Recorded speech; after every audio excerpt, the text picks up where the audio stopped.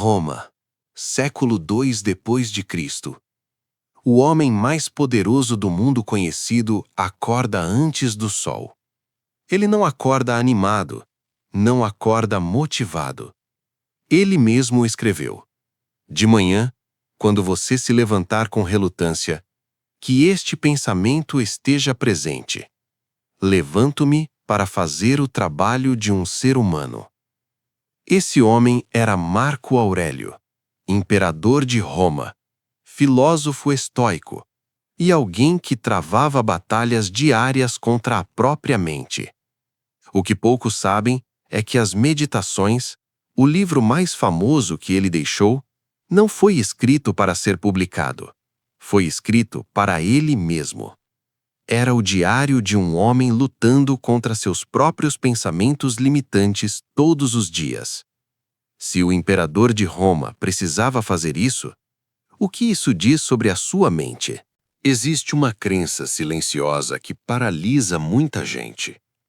A de que pessoas bem-sucedidas não têm pensamentos limitantes, que os fortes não duvidam, que os disciplinados não sentem preguiça, que quem constrói algo grande nunca acorda sem vontade. Marco Aurélio destruiu essa ilusão há 2000 anos. Ele escreveu sobre a tentação de ficar na cama, sobre a dificuldade de agir com virtude quando ninguém está olhando, sobre a voz interna que questiona, que duvida, que busca o caminho mais fácil. Ele chamava essa voz de hegemonicon corrompido, o centro diretor da mente quando está funcionando abaixo do seu potencial. Deixa eu te dar uma metáfora. Imagina um rio. Ele tem uma direção natural, flui para onde o terreno permite, contorna obstáculos, encontra o caminho. Mas quando o entulho se acumula, galhos, pedras, lama, o rio começa a estagnar. A água para de fluir, começa a apodrecer. Sua mente é esse rio. O fluxo natural é a clareza, a ação, o crescimento. As crenças limitantes são o entulho. E Marco Aurélio passava todas as manhãs removendo o entulho.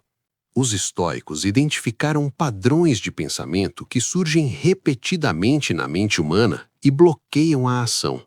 Vou te mostrar os 3 mais comuns e o que Marco Aurélio faria com cada um. A primeira crença é: não sou bom o suficiente ainda. É a crença do eterno preparo. Você vai começar quando estiver mais preparado, quando souber mais, quando tiver mais experiência, quando o momento for certo. Marco Aurélio responderia com o conceito de amor fati, amor ao destino presente, não ao destino imaginado.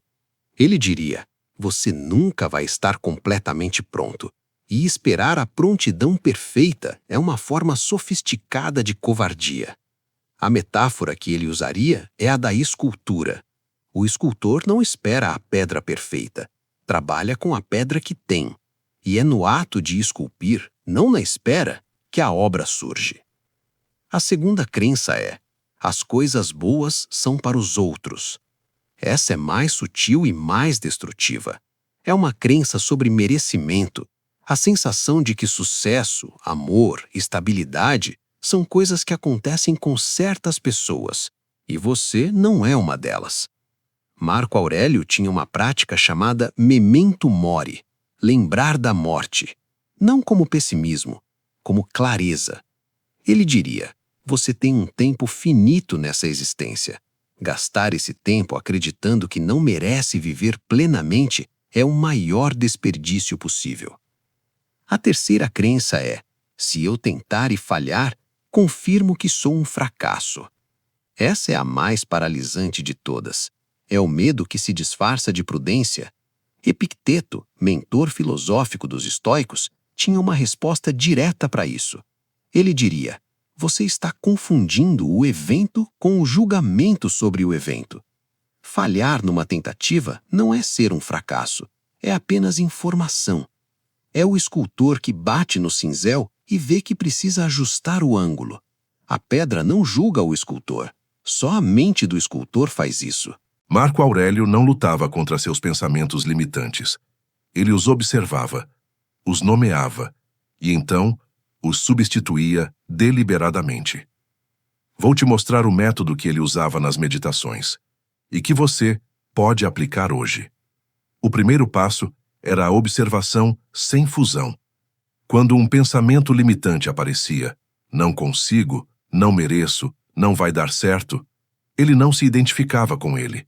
Pensa assim, você não é seus pensamentos, você é quem observa os pensamentos. A metáfora que os estoicos usavam é a do céu e das nuvens. As nuvens passam, algumas escuras, algumas pesadas, algumas que bloqueiam o sol. Mas o céu não se torna a nuvem. Você é o céu. Os pensamentos limitantes são nuvens. O segundo passo era o questionamento socrático. Marco Aurélio perguntava, isso que estou pensando é verdade? Ou é apenas um hábito mental que repito sem questionar? Porque a maioria das crenças limitantes não sobrevive a uma pergunta honesta. Não sou bom o suficiente. Baseado em quê? Em uma comparação com quem?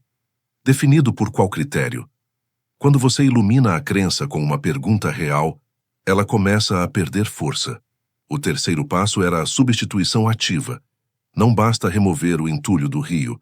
Você precisa garantir que a água volte a fluir. Marco Aurélio substituía cada pensamento limitante por um princípio estoico. Não consigo, virava.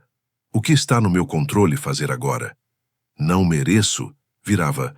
O que uma pessoa virtuosa faria nessa situação? Não vai dar certo, virava. O obstáculo é o caminho. O que esse obstáculo está me ensinando? Não era otimismo, era reorientação. Você não precisa ser imperador de Roma para usar esse método, mas precisa de uma coisa que Marco Aurélio tinha e a maioria das pessoas não tem: intenção diária. Ele não esperava que a clareza mental aparecesse sozinha. Ele a construía toda manhã antes de qualquer coisa. Aqui está uma prática simples baseada nas meditações que você pode começar hoje. Antes de pegar o celular pela manhã, antes de qualquer estímulo externo, pega um papel e escreve a resposta para 3 perguntas. Primeira, qual pensamento limitante apareceu ontem ou aparece com frequência? Segunda, esse pensamento é fato ou interpretação? Terceira, qual ação, por menor que seja, contradiz esse pensamento hoje? Isso leva 5 minutos. Marco Aurélio governava um império e encontrava esse tempo. A questão não é se você tem tempo, é se você considera sua própria mente digna de 5 minutos de atenção por dia. Marco Aurélio morreu em 180 d.C. Ele nunca publicou as meditações, nunca quis que ninguém lesse. Era só um homem conversando honestamente consigo mesmo, removendo o entulho do rio, limpando as nuvens para ver o céu, todo dia.